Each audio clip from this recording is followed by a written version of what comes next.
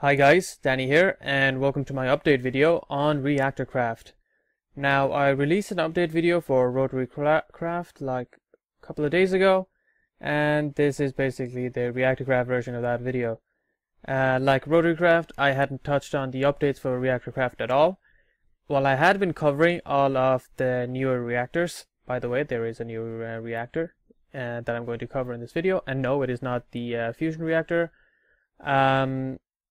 Okay, I sort of lost my point there, but basically I'm going to be covering all of the updates. I'm not going to be covering fusion reactors in this video. I might be making a video for fusion reactor. I was talking to Reka. Basically, obviously you guys probably have all watched the video that Reka released on the fusion reactor, and it looks pretty awesome.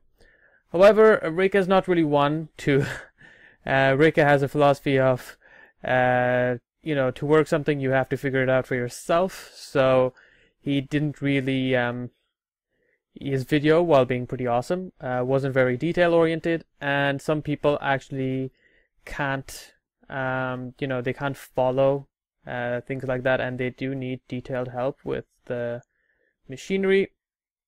So for the people like that, I will be making a separate video, probably. I probably will be making it, and maybe next video I'll be making. I don't know, I'll have to think about it. And yeah, so let me get started right away. Well, first of all, if I go to the ReactorCraft tab, you can see there's a couple of new items. There's some for the fusion one, some for the new reactor, which I have over there. I won't be going over all of the aspects of the new reactor, by the way. I'll only be going over the aspects that's different to the rest of the reactors. But like I was saying, the books. This book works exactly like the ReactorCraft book. Basically, it gives you a detailed explanation of, well, first of all, the science behind things, and the different machines, and the different, power requirements, and what to do with the different machines, things like that. So I'll just be going over some of the items. So let's see, that's the exact same. Basically, you do get, not for that one. You do, the book does tell you what the speed you require. In my video, I didn't give you an exact speed. That's because, I didn't know the exact speed. I was just going by experimentation, and this book gives you the exact number. The electrolyzer, that's the exact same. Okay, here we have the ammonia synthesizer. When you're using water to work the reactors, I can't really show it here, but imagine I have set this reactor here, and then I have the reactor producing heat, which goes to the heat exchange, and then I use it to boil the liquid, which I have been using water. But instead of water, you can actually use ammonia, and then you just do exactly the same thing with ammonia as you do with water. You boil the ammonia, and that is used to spin the turbine, and then you can just collect the ammonia. Now, why you would do that is because ammonia is more efficient than water, and if you use it that way, you'll produce more water, so that's always good. You'll produce more power, and that's always good. And to produce ammonia, basically you require water, ammonium chloride, and quicklime, and you just throw it in this guy. I won't be going over the making of ammonia. It's pretty simple. In fact, I won't even have to show it, because I can just do this. Let me just find ammonia here. There you go, ammonia canister. I hit R in the NEI, and it'll tell you what to do. Basically, in the ammonia synthesizer, you just throw in the quicklime, the ammonium chloride, and the third thing, which is a liquid. So quicklime, ammonium chloride, and what is the third thing? Water. So you just throw those three things in, and you produce ammonia, as you can see. If I can find it again, there. And then you can just use the ammonia instead of the water, and it'll be the exact same thing, but it'll be more efficient, so that's always good. Okay, so that's ammonia. The neutron irradiation chamber. Basically, you use the neutron irradiation chamber to convert deuterium into tritium. So all you need to do is put the irradiation chamber just beside a reactor like this. You can see I have a string of fuel cores, and that's bombarding the neutron radiation chamber. And I'm basically supplying the machine with deuterium going down there, and it's producing tritium. You can see the amount of tritium increasing slowly, and that's basically the deuterium being pumped into the radiation chamber and turning into tritium. Okay, that's that. The power generation machines, most of these guys are the exact same. Basically use the condenser to condense the water or ammonia back into water, well, water vapor back into water. You don't really need to convert water back because you know water is so common. However, you will need to use it for ammonia because ammonia is quite expensive. I showed you what you needed: quicklime, water, and ammonium chloride, and you know you might not really get that. You need to get that back. And after you use the condenser, you need to use the pressurizer, because the water or the liquid ammonia that you created will be very low pressure, and you use this to, you know, make it high pressure. So yeah, that's that. We also have a new kind of reactor. I think I'll go over that in the end. So you know, there's a separate place for separate section for the new reactor. I won't cover that now. The fission generator components. This is nearly exactly the same. However, a couple of things have been added: the control rod, coolant cell, and central control. Basically, what the control rod is used in real life and in the mod itself as well is to slow down or completely halt the progress of the neutrons. The escaped neutrons that is used to create further nuclear reaction. I had this little setup here, but it's kind of useless because I can just use the big setup instead. So I'll do that. There we go, we have the control rods there. Like I was saying, in real life and in the mod, you just use it to, well, in real life you'd use it to slow down, or I guess you'd be using heavy water for that.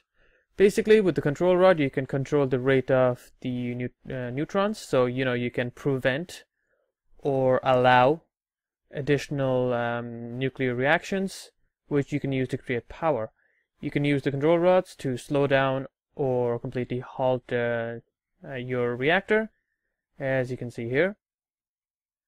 And to control the control rods, you need a central control. If you supply it with a very small amount of power, as you can see, I don't have any power anymore, can't control anything. Give it some power, just 1024 watts would be fine.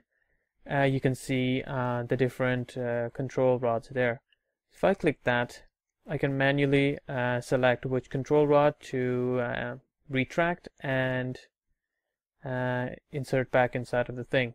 Or was it retract back inside of the thing? No, it's insert back inside of the thing. And, well, I'll just show you what this does in action. As you can see, at the moment, the machine is inserted back inside of the control rod casing, I guess. Notice the escape rate of the neutrons. Very small. It's around like what it would be if I had a line of concrete just around the fuel core. And now if I go here and retract all of them, fly back up, and we can see a definite change of frequency of the neutrons escaping. Think of the control rods as concrete on top of a sticky piston, and that's basically what it's doing. And the good thing about using the central control and the control rods is, you know, you don't have to mess around with the redstone control for the concrete. So yeah, it's pretty much the same. And then I can just insert it back, fly back up, whoops, and I can see that the rate is slowed down by a lot. It's not, you know, completely slowed down. Same with using concrete, it doesn't slow it down completely. However, if I was to add maybe an additional line of control rods, I can halt it completely. So what it's used for is, like I said a couple of times already, slowing down the reactor or halting it. Basically, if I had, say, another big chunk of the reactor here and a couple of lines of control rods, I can stop the stop the neutrons going into the other one, because remember, the neutrons going from one fuel core to the other one is what sparks further reactions. So, you know, if you stop it using the control rods, you will stop or slow down the rate of reactions. So yeah, that's that. And back into the book. We also have the coolant cell. Basically, the coolant cell draws heat away from the reactor into itself, and it essentially wastes it. So let's see, I should have the coolant cell there. Now the thing, whoops, hide that for a second. The thing about the angular transducer is you can right click any of the machines made by Reactor to find out different information about the machines. So if I right click on any of these machines, it'll tell me the temperature. Now if I put any other machine down beside it, it should have the same temperature as the temperature of this, you know, same-ish. But if I put the coolant cell there, we should notice that, okay, you can see, well, you know, say you had a bigger reactor and you had a couple of these coolant cells, we would notice that the coolant cell draws in the heat and, you know, slows down the reactor, because the max temperature of these fuel cores is like 1800 degrees, and if you had a big enough reactor, it will reach the 1800 degrees, and you will see it explode into a magnificent crater and completely radiating your land and destroying everything. So to prevent that, you would use a couple of these coolant cells. Or you can also use these control rods, depending on what you want. But you have to take into consideration that the control rods also have a temperature, and after a certain temperature, they will stop functioning as well. Okay, it's raining. Stop the rain. Set time to dawn. Come on. Okay. Back into the book. The things for the breeder reactor is the same. And these are the things for the fusion reactor. Like I said, I'll probably create a different video for that. However, there is one thing I want to talk about, that is the neutron absorber. The neutron absorber intercepts neutrons and turns their kinetic energy into heat. Now, I'm not 100% sure. The neutron, what was it? The neutron absorber was what I had here before. I'm not 100% sure, like I said, if this can be used outside of a fusion reactor. For example, if I put it here and I check its temperature using the angular transducer, you can see that it is indeed gaining the power from the neutrons. However, I don't know if you can actually use this in the reactor itself. Logically, you'd assume yes, you could, but you know, I'm not really 100% sure, so I can't say it for sure, but there you go. You can use the neutron absorber to absorb the kinetic energy of the neutrons and turn it into heat. Okay, back into the book. Okay, okay, I'll talk about that in a second. That's for the fusion reactor. We had the nuclear waste disposal drum before. Basically, this is where you put in the nuclear waste. Even when you put in the waste inside of the drum, if you go close to the drum, you'll still get poisoned, so you should avoid that by throwing it underground.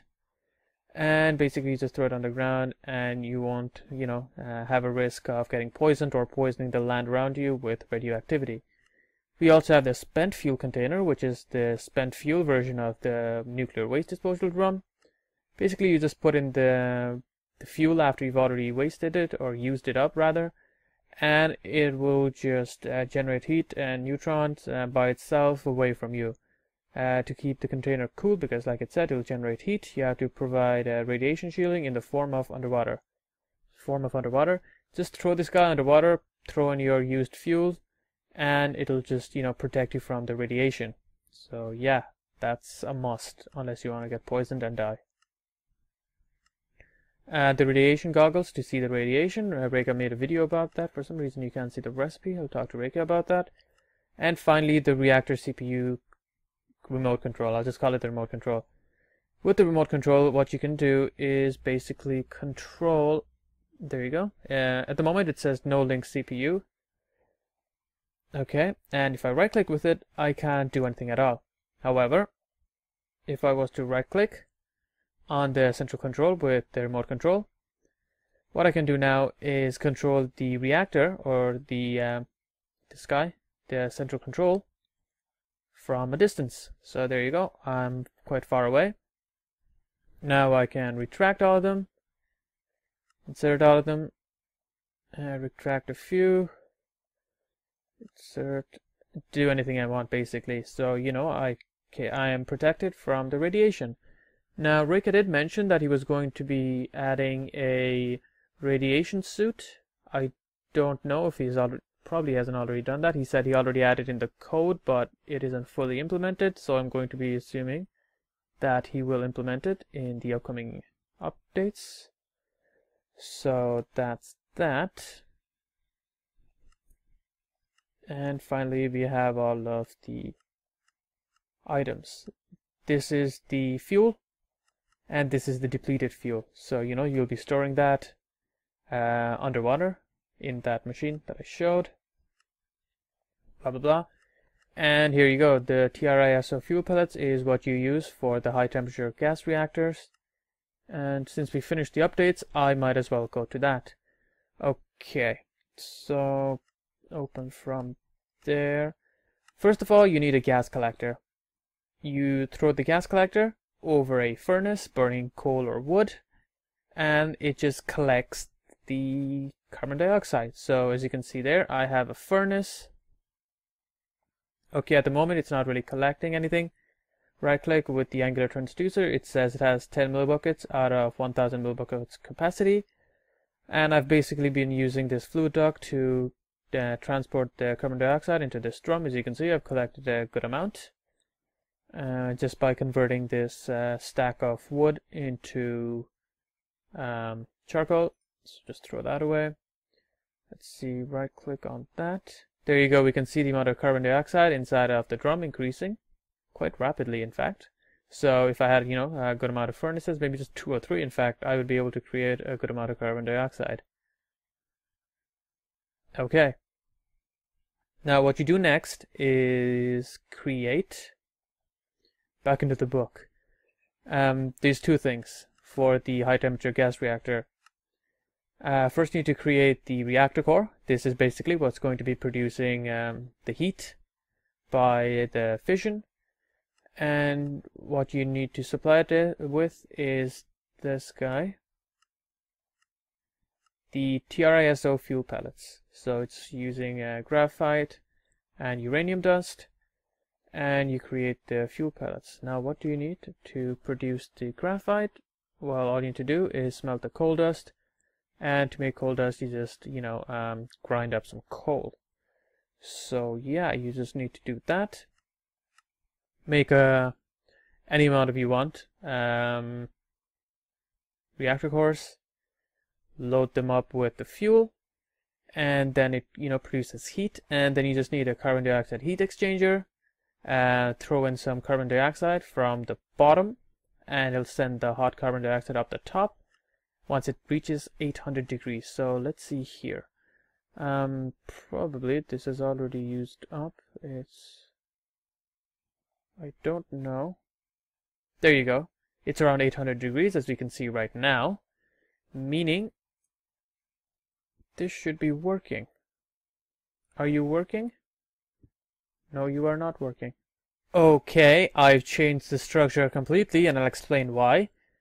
And there you go, I've created hot carbon dioxide gas. So I'll just throw in the drum here, and there you go, it's filling up with the hot carbon dioxide gas. So I changed around the structure, and I think I should share this with you guys. Now I noticed while stacking the reactor cores that there is actually a multi-block structure design. Basically what that means is, you know, when you're placing down multiple blocks on top of each other or beside each other, they sort of like stack, as in the visual stack, as you like. When I put this right by each other, nothing happens, but see if I put this up there, can you see that the design changed? I figured that this was supposed to work in some sort of multi-block form. So basically, if I destroy that, it'll go back to being just one by one. Now this works in a line. So I figured that's how that works, and it works the exact same way for the heat exchanger as well. We can see that the line sort of like joins up.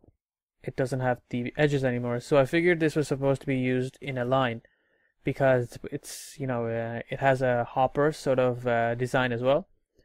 So what you do is you throw in the pellets at the top, and because of this design, it will share the fuel in all of the row or column rather. So if I take one out from there, it fills up immediately because it just takes one from there. So it works like multiple hoppers on top of each other.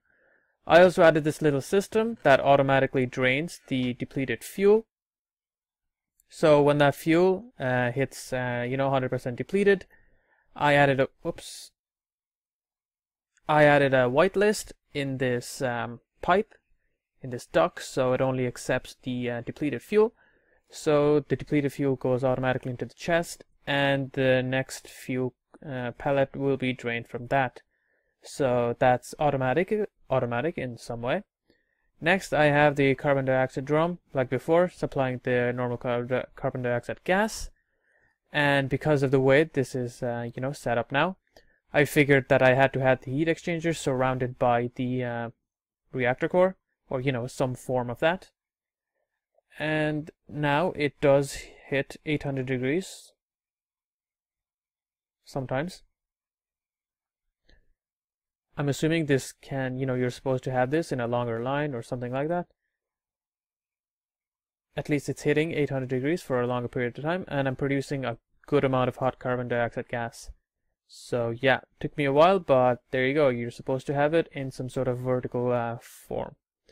So after you've created the hot carbon dioxide gas, next what you do is you just pump the hot carbon dioxide gas into a heat exchanger, and then you just do the normal thing with the heat exchanger, which is let's see, same thing. So you just take the hot fluid in the top, cools it down, transferring the fluid's heat into adjacent machinery. So if you just had a boiler, one of these steam boilers, right by the heat exchange, supply that with water or ammonia, and it'll do that thing. In fact, let me just show you guys. Okay, here we go. So I have the steam boiler there, the heat exchanger there. I'm just supplying in the hot carbon dioxide gas. It's going inside of the heat exchanger. Okay, what's happening now is I have to remove the hot, or rather the normal carbon dioxide, and I need a drum for that. So if I just get a drum, empty one, and throw it like that. Whoops. Put that there, drum there. Take a wrench. Output like that.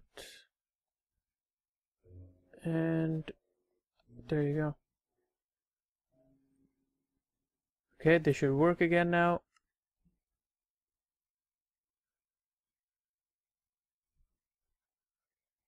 Okay, what's happening now? Heat exchanger. Oh, I get it now. I'm out of water.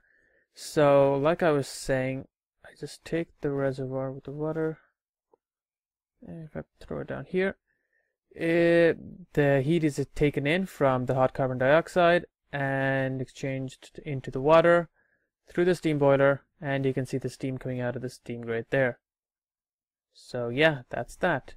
What we can also do is replace the water with ammonia, like I was saying. So if I do that, let me just use a reservoir full of ammonia, like that. Okay. I need an output, so